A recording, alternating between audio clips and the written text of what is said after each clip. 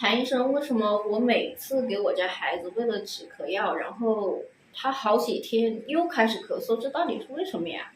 你不要给你小朋友乱吃药喽，经常吃这些止咳化痰的药，到时候脾胃功能很差的。不要看到孩子咳嗽，就给小朋友乱吃清热化痰止咳的药。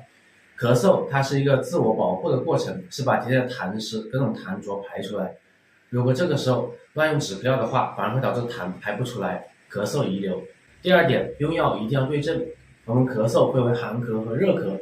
如果是寒咳的话，小朋友流清鼻涕，咳白稀痰，舌苔没什么颜色，这个时候用清热化痰止咳药的话，会导致咳嗽加重。热咳的话，一般就是咳那种黄痰出来，有黄鼻涕，然后舌尖比较红，这个时候用一点清热化痰止咳药是可以的，但是也不能用太多，用太多的话也会伤到脾胃。第三点，你家孩子为什么咳嗽好了之后容易复发？根本原因就是脾胃虚弱，脾胃功能不好所导致的。小孩子如果脾胃功能差的话，他抵抗力就会比较偏差，就比别的小朋友容易感冒、容易受凉、容易咳嗽难以痊愈。